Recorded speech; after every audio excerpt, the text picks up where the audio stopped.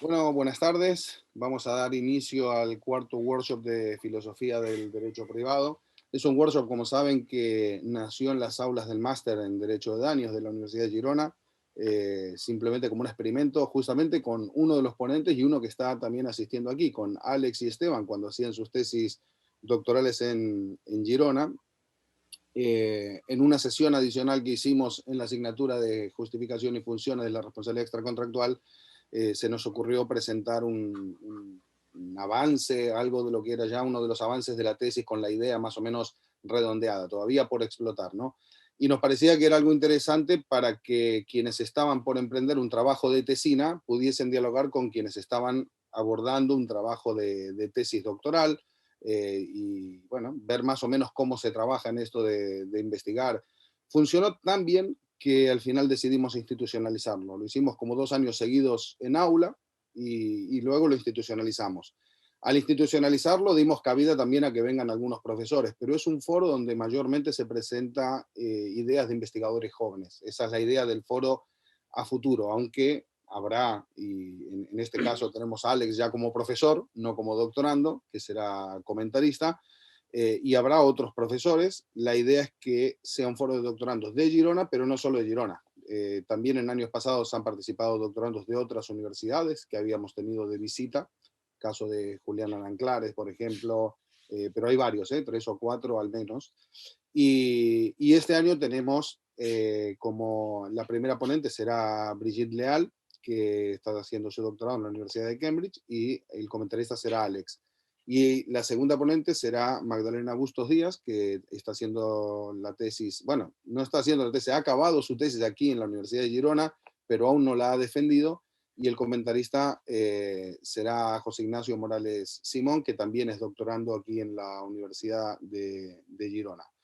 El ámbito o la estructura del workshop será la siguiente. Tendrá cada uno de los ponentes una media hora, 25 minutos, media hora para exponer las ideas del trabajo. Luego los comentaristas unos 15 minutos para discutir esas ideas y luego abrimos a debate general dando prioridad al ponente si quiere hacer una réplica al inicio para iniciar el debate, ¿sí? Les agradezco muchísimo a los ponentes y contraponentes por haber aceptado participar del workshop. En estas circunstancias, el año pasado se canceló, estábamos un poco desanimados con esto, pero la dinámica online ha funcionado mucho mejor de lo que yo esperaba, que me gusta más la clase presencial, me gusta el cara a cara, como creo que la mayoría, pero ha sido, yo ya acabé mi docencia en el máster de daños, pero ha sido muy satisfactorio para mí y eso me impulsó a decir, venga, lo vamos a hacer este año online y bueno, así que les agradezco a todos conectarse para que sea posible.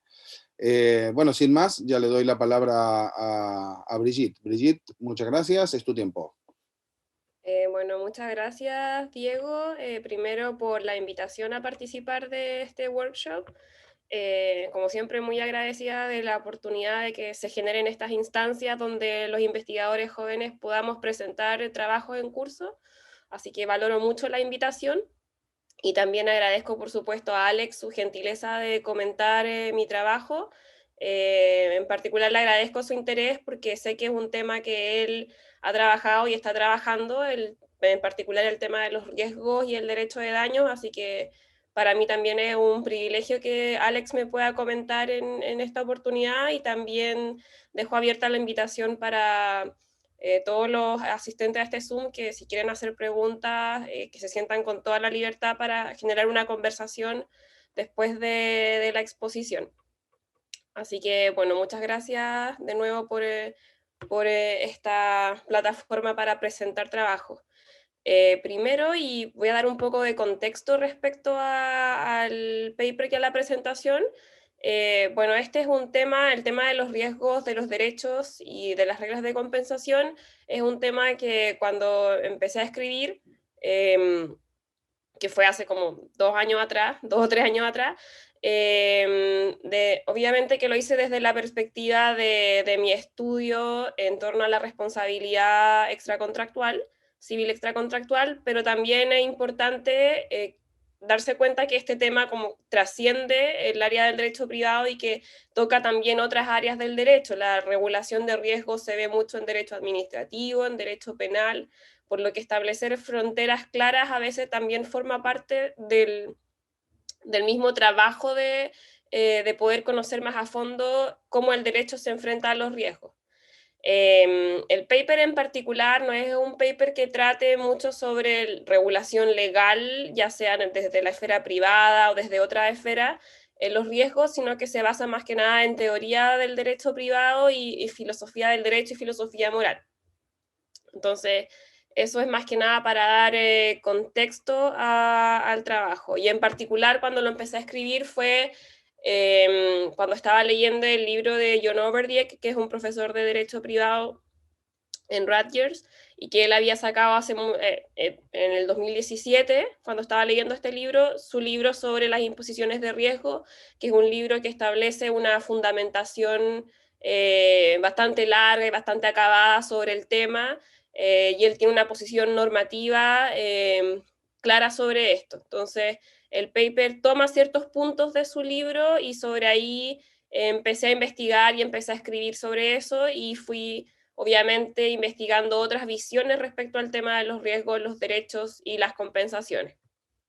Ese es el contexto general. Ahora en mi doctorado trabajo responsabilidad civil extracontractual, pero no precisamente sobre los temas de riesgo, sino que trabajo más que nada entre las conexiones entre el derecho de daños y la propiedad, que en el common law tal vez esas conexiones son mucho más cercanas que en la tradición del derecho civil. Pero así que por ahí, por ese lado estoy investigando ahora. Y bueno, yo escribí mi presentación, que no es tan larga, así que la voy a leer un poco y obviamente después podemos darle la palabra a Alex para los comentarios y a todas las personas que quieran participar. Bueno, ahora pasando a la exposición del paper, el paper se titula Riesgos, derechos y reglas de compensación. Y bueno, pareciera ser que existen ciertas relaciones normativas entre los riesgos y los derechos. El paper explora esta afirmación de la mano del trabajo de ciertos autores que han dedicado su estudio en parte a este tema. En el paper expongo que un derecho subjetivo, un derecho particular en contra de la imposición de los riesgos, en la manera concebida por ciertos autores, en particular en la manera concebida por John Overdijk, resulta ser más o menos una justificación débil sobre la impermisibilidad de ciertas imposiciones de riesgo. De manera afirmativa en el paper, argumento que la existencia de reglas de compensación y deberes de compensación pueden otorgar una razón normativa tal vez más de peso para permitir ciertas imposiciones de riesgo. Entonces hay el debate sobre, por un lado, la impermisibilidad de los riesgos y la permisibilidad de los riesgos. Desde luego adelanto que tales visiones no necesariamente son incompatibles, sino más bien representan diversas perspectivas para apreciar un mismo problema. Por esta razón, la idea del paper no es señalar que un derecho moral en contra de los riesgos, como lo argumenta Overdijk, es implausible desde el punto de vista normativo, sino más bien intento señalar que en ciertos contextos sociales donde el riesgo existe y es legalmente regulado por diversas áreas del derecho, la evaluación normativa del riesgo parece que depende de criterios que van más allá de la existencia de ciertos derechos que se puedan oponer a él. Las reglas y los deberes de compensación serían solamente un criterio más dentro de varios otros, y es por ello que el paper intenta abrir la discusión en ese sentido. La visión de Overdijk sobre los derechos en contra de las imposiciones de riesgo puede ser contrastada con la visión de David McCarthy, que es otro teórico, en torno a la imposición de los riesgos, pero como señalé, estas visiones no necesariamente son opuestas o incompatibles. La tesis de McCarthy, que él denomina la tesis de los riesgos, defiende que los derechos no son absolutos y que esa afirmación ayudaría a entender que no todas las imposiciones de riesgos son impermisibles porque afectan un derecho en específico en contra de los riesgos. En otras palabras, hay ciertas situaciones en que los derechos sí pueden infringirse, pero que de ellos se siguen ciertas consecuencias normativas. Esta visión para mí no necesariamente tiene que ser más correcta o más adecuada o mejor que la visión de Overdijk, pero al menos sí creo que empuja la discusión hacia lo que a mi juicio es bien relevante y que tiene que ver con cuándo se permitirían ciertas imposiciones de riesgo. El trabajo en torno a una moralidad de los riesgos, independiente de cómo se entienda el concepto de moralidad, debiera comprender, yo creo, el estudio tanto de la permisibilidad como de la impermisibilidad de los riesgos, para así poder evaluar de mejor manera hacia dónde se inclina la balanza de nuestros juicios morales en torno a la imposición de los riesgos. Bueno, comenzaré revisando algunos puntos relativos a la visión de Overdijk sobre el derecho moral en contra de la imposición de riesgos. Para Overdijk, una forma de explicar la relación normativa entre riesgos y derechos es a través de la justificación de un derecho específico en contra de la imposición de los riesgos. Y esto es importante, porque él siempre recalca que habla de un derecho específico, no de un derecho general. Este derecho tiene un contenido específico dado por la idea de autonomía. En este ejercicio, Overdijk suscribe una teoría de los derechos basada en la teoría de los intereses. Obviamente él hace algunas cualificaciones también dentro de su exposición, y dentro de esta teoría él dice que la autonomía sería el interés protegido por este derecho que él defiende. La autonomía fundamentaría el reconocimiento del derecho en contra de la imposición de los riesgos, así como también fundaría el establecimiento de deberes correlativos en otras personas. Una de las cosas importantes que él señala a este respecto es que el derecho en contra de la imposición de los riesgos es distinto a otros derechos que lo rodean, principalmente porque este derecho tendría una naturaleza no agregativa. En su visión, por ejemplo, el derecho a no ser dañado injustamente podría ser agregativo, y es por ello y por otras razones de orden deontológica que él se decanta por argumentar la plausibilidad de este derecho, al menos en el ámbito o en el terreno de la teoría moral.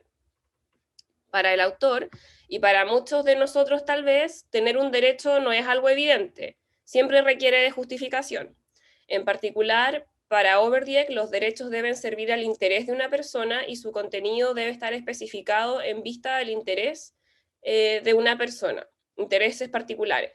En cuanto al contenido de la idea de autonomía, él sigue a ras en ese sentido, por lo tanto entiende la autonomía como aquello que requieren las personas para tener un rango aceptable de opciones al momento de tomar decisiones que realicen sus proyectos de vida. Lo que haría la imposición de riesgos es menoscabar ese rango aceptable de opciones que tienen las personas y que estaría protegido por la idea de autonomía. Por ejemplo, un conductor imprudente disminuiría el rango de opciones que los otros conductores o peatones tienen a su disposición para encauzar sus vidas de manera autónoma en lo que se refiere a la libertad de movimiento.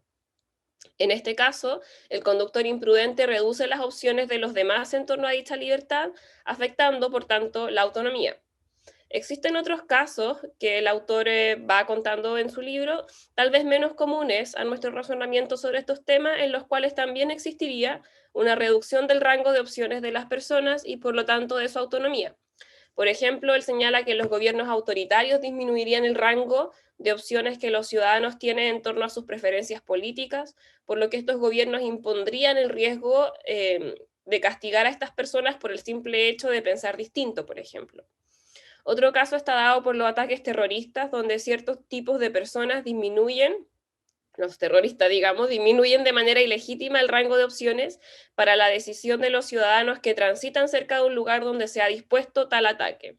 En estas situaciones, la autonomía de las personas se ve amenazada para el autor. Bueno, es importante señalar que los riesgos pueden afectar la autonomía, pero no es necesario que lo hagan. Hay 3 razones para sostener este punto, de acuerdo al autor.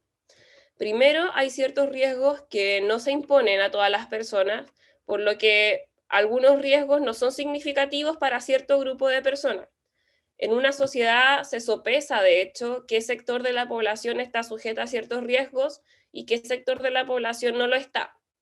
Esto pasa típicamente con la decisión, por ejemplo, de dónde instalar industrias contaminantes, que si bien en general esa es una decisión que le corresponde al derecho administrativo, urbanístico, de ello, cuando se producen daños a terceros, entra a intervenir el derecho privado y en particular la responsabilidad extracontractual. Segundo, también hay imposiciones de riesgos que son tan pequeñas que no representan una amenaza a la idea de autonomía personal.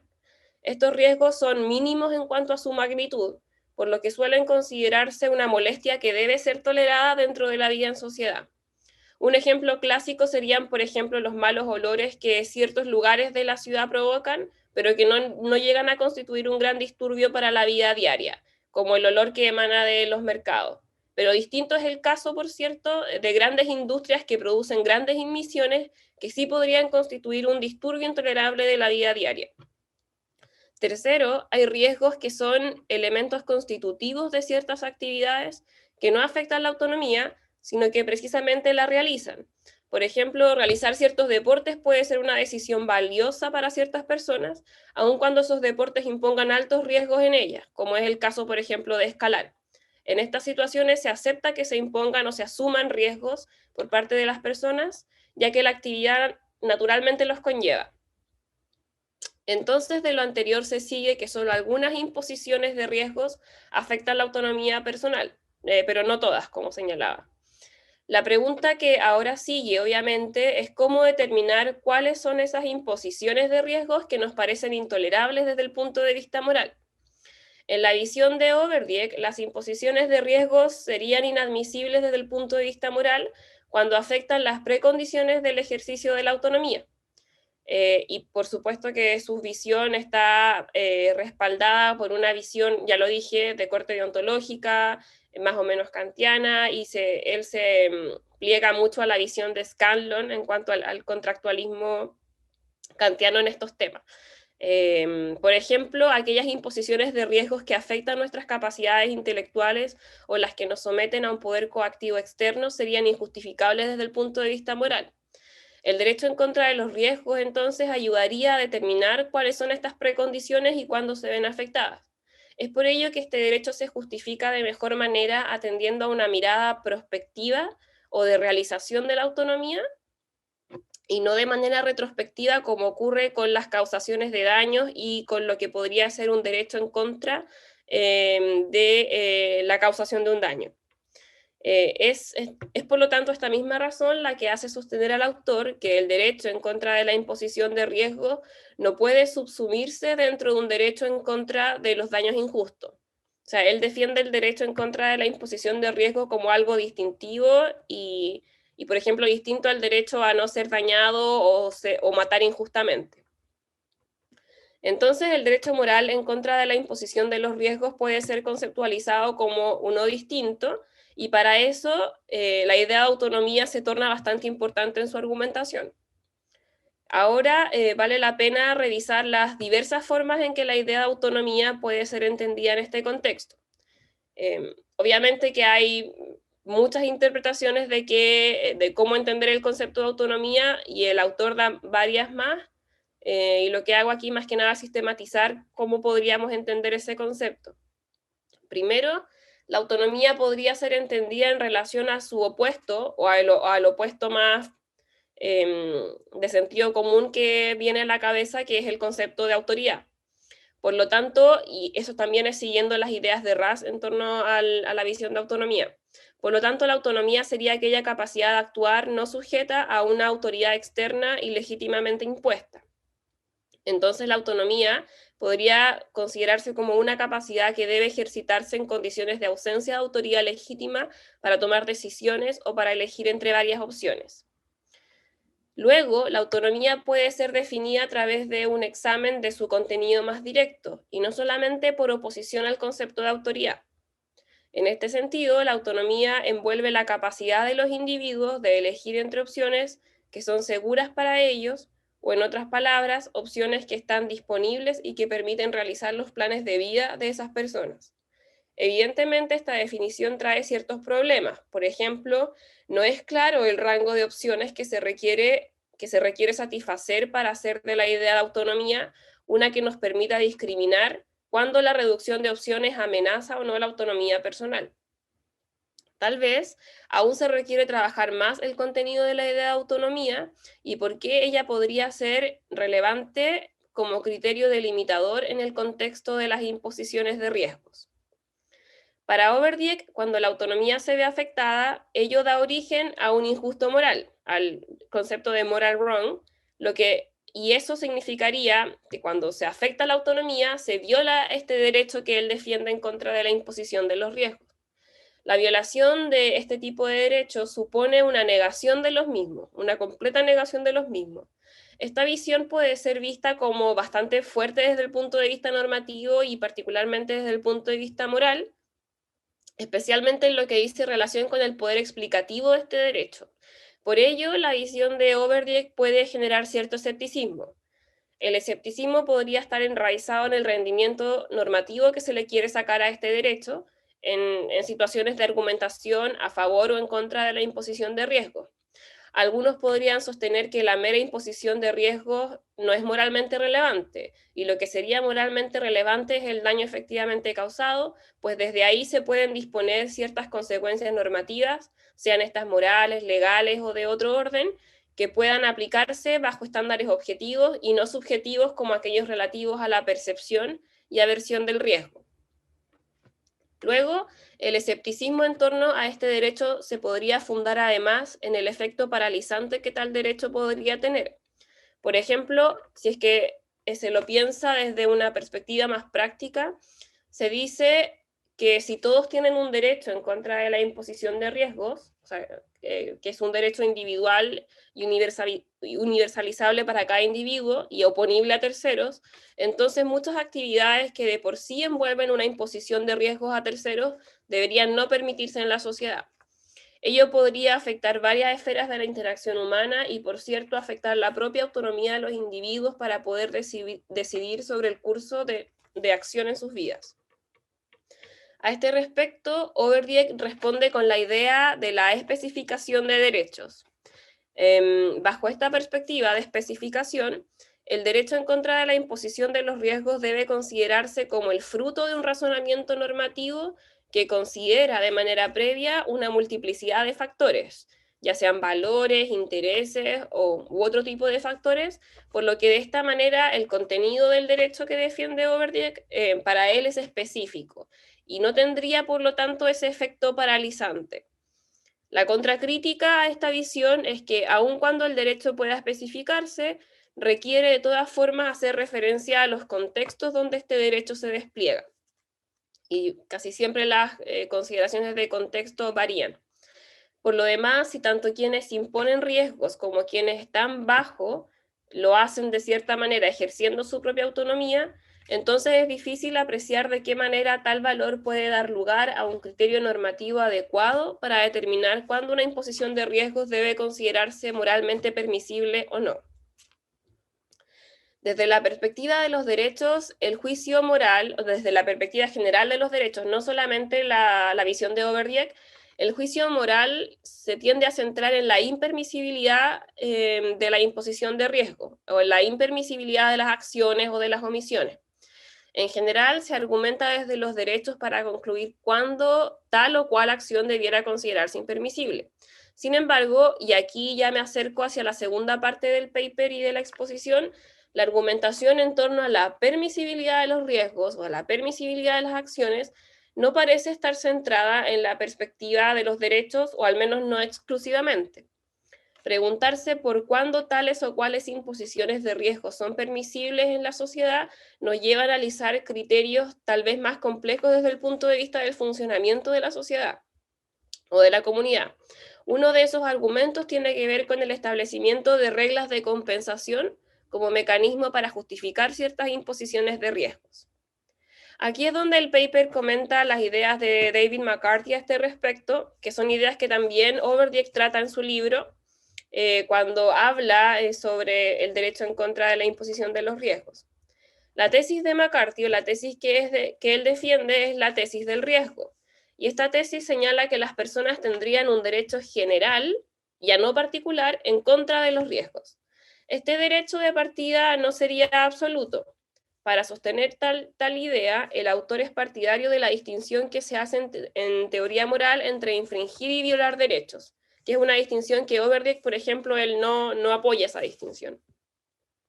El autor se centra en el caso de las infracciones a derechos, porque ellos mostrarían que aun cuando podríamos tener un derecho general en contra de los riesgos, estos derechos pueden ser infringidos, sobre todo cuando luego de sopesar una situación no se está frente a un injusto moral. Bueno, aquí saliéndome un poco del tema, que la distinción entre infringir y violar derechos es una distinción que en general se hace en la teoría, por ejemplo, de Judith Thomson, y ellos, y toda la teoría que se basa como en el intuicionismo, perdón, y los derechos. Y la distinción básicamente señala que infringir derechos se da en aquellos casos en que la acción no constituye un injusto moral o no es reprochable desde el punto de vista moral, por lo tanto el derecho se podría infringir y luego de eso podrían existir ciertas consecuencias normativas, como una sanción, una compensación económica u otra. Y en el caso de la violación de derechos, la violación sí constituye una negación completa del derecho y por lo tanto sí se considera un injusto moral, digamos, como con todas sus letras. Y este autor, McCarthy, él defiende esa distinción porque esa distinción sirve para decir que hay casos de infracciones a derechos para las cuales sí pueden haber consecuencias normativas y que son tolerables después de todo en sociedad. Pero Overdijk, por ejemplo, él rechaza esta distinción y él dice que como el derecho en contra de los riesgos está tan específico, que una vez que está especificado, si es que se llega a transgredir, el derecho se viola y se niega completamente. Yo creo que tal vez es una distinción teórica que todavía no sé qué tan importante puede ser en la práctica, pero yo creo que eso hace inclinar la balanza en cuanto a las posiciones teóricas que estos dos autores defienden. Ya, ahí era un paréntesis que tenía que explicar. Luego, para McCarthy se centra, como dije anteriormente, en la permisibilidad de las imposiciones de riesgo. Y para él este tema no tiene que ver tanto con el contenido de los derechos, ni, por ejemplo, con la idea de autonomía u otro tipo de interés o valor. El análisis de los riesgos para él sigue siendo un asunto de magnitudes y de probabilidades. Además, bueno, es importante recordar que él es un filósofo y un matemático, entonces se tomaba el tema de los riesgos principalmente como una cuestión de magnitudes y probabilidades.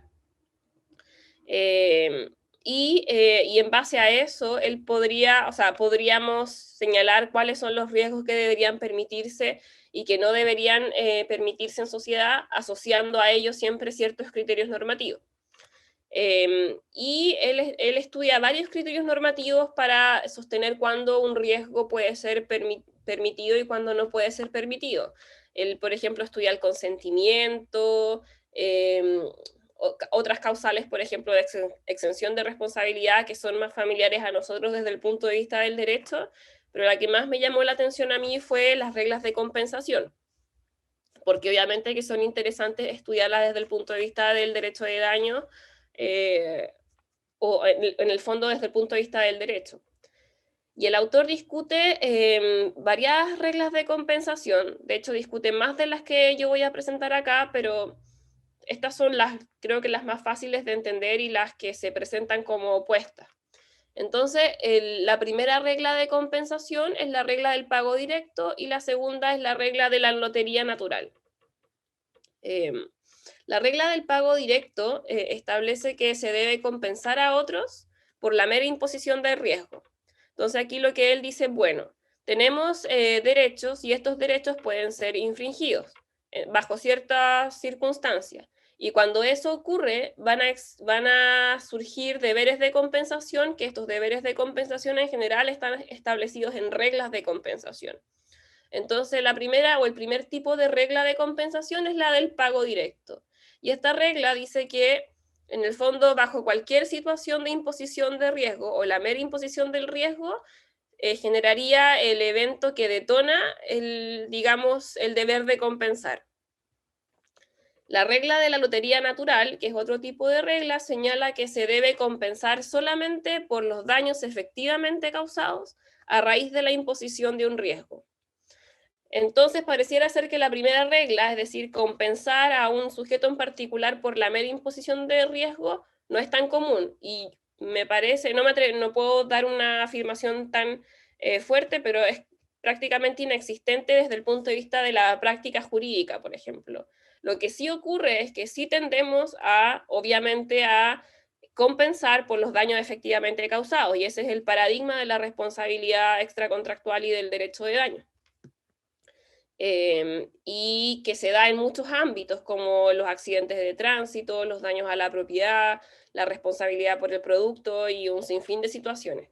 Ambas reglas, de acuerdo al autor, tendrían pros y contras en su ejecución, pero lo importante para McCarthy es que ellas no debieran solo considerar la perspectiva de la víctima, que en general es la perspectiva que asumimos cuando hablamos de compensaciones o reparaciones, sino también la perspectiva del autor del daño o del riesgo del daño, dependiendo de cuál regla se elige. Y esto es muy importante porque él señala que el compromiso tal vez como moral con la idea de compensación no solamente tiene que seguir la perspectiva de a quién se debe o quién es la víctima de un daño, sino que cómo operan esa regla y qué tan efectiva es la regla en su operación o en su performance en la práctica. Entonces, estas dos perspectivas pueden ser igualmente relevantes a la hora de una justificación moral de la permisibilidad de los riesgos. Y esa idea, en el fondo, la encuentro bastante atractiva cuando uno piensa en el diseño de la regla más que en el caso particular de la causación de un daño o la imposición de un riesgo. Y bueno, para ir cerrando, el análisis en torno a las reglas de compensación, yo creo que podría mostrar en qué medida este criterio es relevante a la hora de definir la permisibilidad de ciertos riesgos. Con ello podemos ver que la argumentación basada en derechos, como la que hace Overdijk, está encaminada hacia la determinación de ciertas acciones u omisiones que imponen riesgos y que ellas son impermisibles o injustificadas desde el punto de vista moral. A raíz de lo anterior, es posible al menos vislumbrar que la argumentación de la permisibilidad y de la impermisibilidad de ciertas imposiciones de riesgos nos puede llevar a transitar por diversos caminos normativos. Ambas visiones o ambos caminos pueden ser complementarios. Lo bueno es que ellas nos otorgan una visión de campo, yo diría, sobre las diversas consideraciones normativas que pueden estar en juego a la hora de evaluar moralmente la imposición de los riesgos. Así que esa es mi presentación. Traté de hacerlo lo más general. Obviamente que hay muchos temas más específicos que podemos discutir y bueno, ahora obviamente espero los comentarios de Alex en torno al trabajo y a la presentación. Así que muchas gracias. Muchas gracias, Brigitte, y muchas gracias por ajustarte tan bien al tiempo. Alex. Bueno, gracias Brigitte, gracias Diego por la invitación una vez más, gracias a los asistentes, es muy grato para mí volverlos a ver allá a los compañeros, ex compañeros de Girona y bueno, y muy alegre de estar aquí compartiendo una vez más en este workshop. Voy a ir al grano, Brigitte. A mí me gustó el trabajo, me parece un trabajo súper interesante. Además que me lo leí 2 veces. La primera te había enviado unos comentarios y me lo leí rapidísimo porque es un tema que, como lo dijiste, me interesa mucho. Y me parece que en términos generales se trata de un trabajo crítico que busca poner de presente, digamos, varios matices sobre la permisibilidad del riesgo en la sociedad y en la manera en que pueden pensarse esos criterios para esa permisibilidad. Tu descripción de las ideas centrales de los autores que tomas como referencia me parece bien detallada, en algunos momentos densa, y ahí podría haber una recomendación de síntesis sobre el punto que quieres atacar de cada uno de los autores o en el que te quieres apoyar para defender tu propia idea, ¿no? Y creo que igual esta no es una cuestión fácil de abordar, ¿no?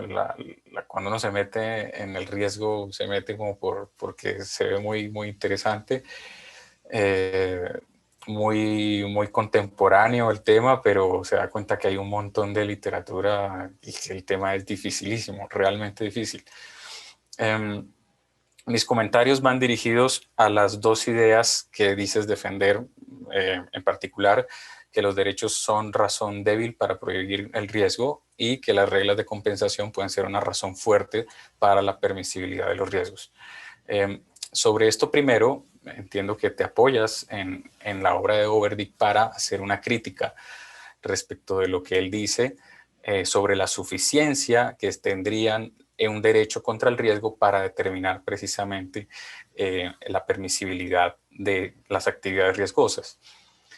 Yo mi impresión cuando iba leyendo el texto era si estaba siendo o no poco caritativa con Overdyk, en la lectura de Overdyk, en el sentido en que de alguna manera me parece que le pides al autor o le criticas por una falta de completitud en sus ideas respecto de un criterio más acabado para la permisibilidad o impermisibilidad del riesgo, pero tal vez Overdyk deja en varios apartes explícito que él lo que quiere hacer es un marco normativo muy básico y poco acabado. Algo así como dar arranque a una discusión normativa sobre la confección de derechos en contra del riesgo. Al menos así parece decirlo en algunas páginas. Por ejemplo, en la 126 admite que las consideraciones morales tienen que ser traídas a colación para darle contenido al derecho en contra del riesgo. También hace uso y apela, como lo dijiste bien en la exposición, a un método o a una reflexión más bien contractualista a la hora de determinar cuáles podrían ser esos derechos en contra del riesgo. Entonces, al apelar al contractualismo, evidentemente está teniendo en cuenta las razones que podrían erigir quienes estarían en contra de una prohibición de las actividades riesgosas. Y eso implica, obviamente, la idea de compensación, por ejemplo. En este sentido, la idea de compensación como fundamento para permitir el riesgo no sería exclusiva de McCarthy, aunque McCarthy la trabaja más a fondo, sino que también podría ser, dentro del marco contractualista que Overdyk propone, un argumento para permitir o para prohibir el riesgo o la actividad riesgosa.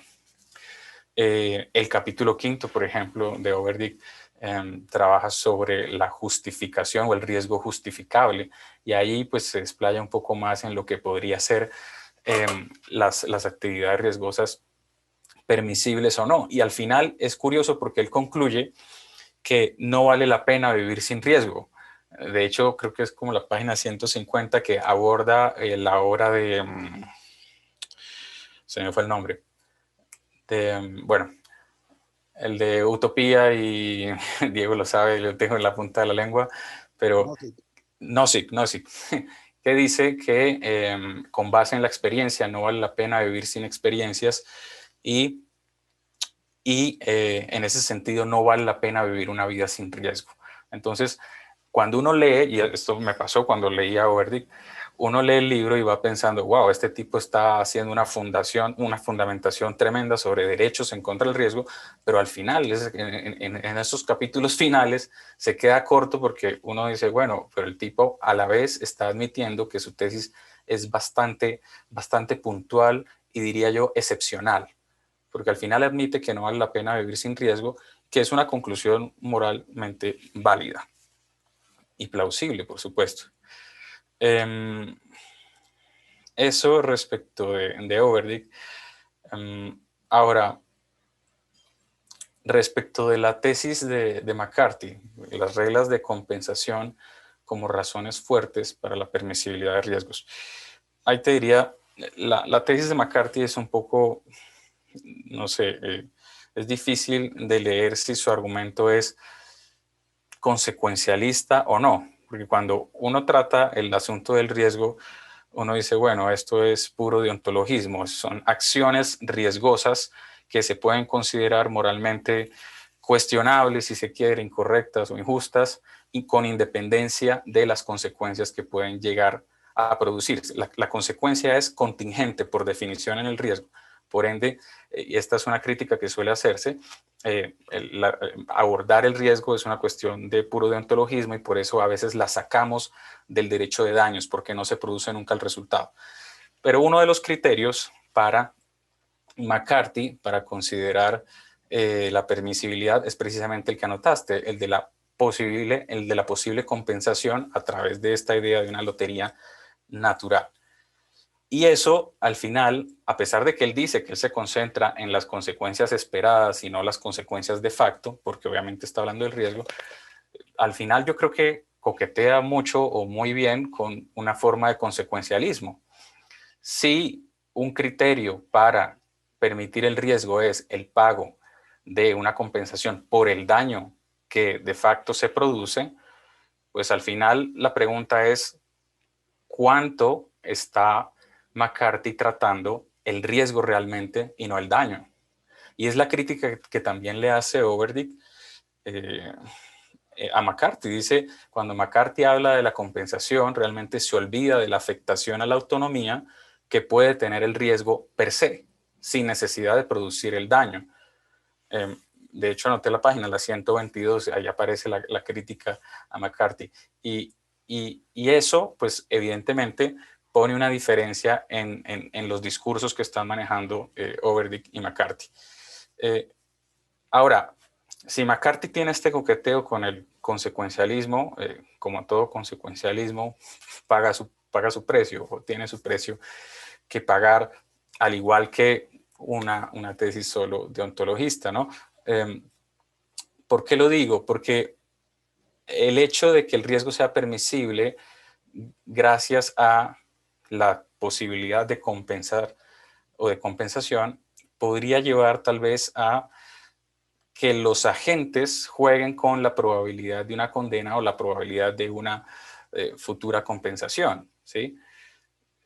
Al final, el sujeto puede estimar no solo para la permisibilidad del riesgo, el riesgo mismo, sino la probabilidad de que en los estrados judiciales se le obliga a la compensación por un accidente o no. Y esto obviamente incide en cómo va a manejar el riesgo y cómo va a morigerarlo o aumentarlo o no. Es una suerte de incentivo esa probabilidad de compensación por virtud de la lotería natural.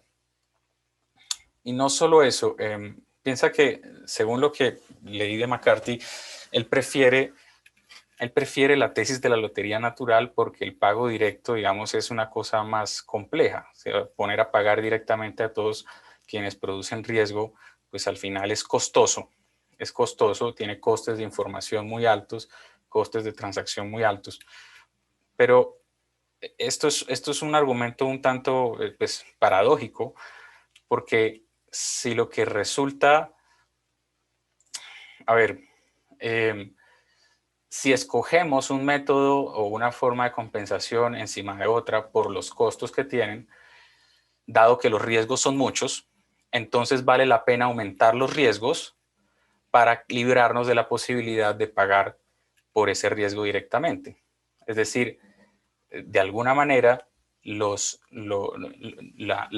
tesis de McCarthy a favor de un derecho general en contra del riesgo termina siendo explicada o termina justificándose la manera como compensamos ese riesgo de forma tal que no tenemos en efecto en la práctica un derecho contra el riesgo porque siempre vamos a elegir un sistema de compensación por lotería natural.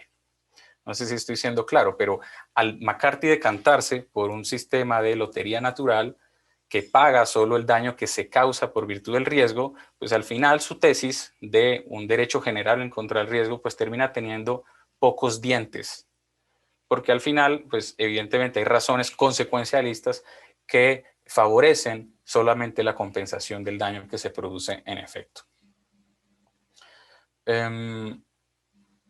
Ahora, pensemos otra cosa que me inquietaba.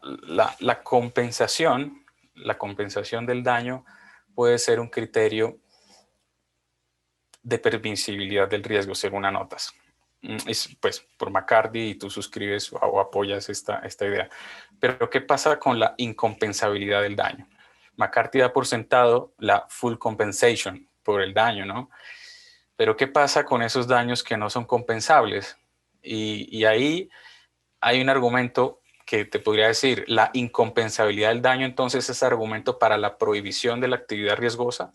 Si esto es así, autores como Gregory Keating o Scott Hershowitz opinan que la mayoría o ciertos riesgos producen daños irreparables y que la mayoría de los daños que se producen en sociedad no son compensables, son daños graves. En ese sentido, ¿consideras que ese sería un criterio para prohibir el riesgo? Porque en el principio del texto de McCarthy, él parece suscribir esta idea, pero luego la matiza mucho cuando habla de la manera de compensar por el riesgo, ¿no? A través de la lotería natural. Pero yo diría que si el daño es incompensable, pues al final podría ser un argumento para prohibir la actividad riesgosa. No sé qué opinas al respecto. Y bueno, simplemente respecto del final, y con esto termino, tú dices que el propósito del trabajo es evaluar las imposiciones de riesgo y considerar que hay criterios normativos más allá de los derechos, atacando la idea de Overdick. Pero esto creo que de vuelta te trae a que tengas que lidiar con esta distinción entre infracción y violación del derecho, que no sé si al final, o no me queda claro cuál es el punto que acoges al respecto, porque claro, para Overdick, tú dices, hay que tener en cuenta el contexto, no solo los derechos, sino el contexto. Pero si para Overdick, que es un especificacionista, los derechos al final son conclusiones, y en esto siguiendo un poco a ras, razones que pueden ser concluyentes respecto de la permisión o prohibición de una actividad, no estaría implícito en ello que se está teniendo ya en cuenta ese contexto que tú dices que no se tiene en cuenta. Por cierto, tener en cuenta el contexto no solo es un problema del riesgo, es un tema también de daños. No sabemos qué daño es compensable hasta que no tengamos un contexto al menos distributivo que nos diga quiénes son titulares de qué derechos o no. Esto también pasaría con el riesgo, pero claro, en el caso de un especificacionista, tal vez la crítica de no tener en cuenta el contexto no lo toca, al menos si se concibe el derecho como una discusión acabada que arroja una conclusión sobre la permisibilidad o no de una acción o de una conducta. Para alguien que no lo es, tal vez tu crítica sí puede pegar en el punto. En cualquier caso, creo que este es un paper que pone presente una discusión actual y a mi juicio poco abordada aún por la literatura, y es supremamente plausible, y felicitaciones porque pues es un tema duro de tratar y lo has tratado pues con mucha altura.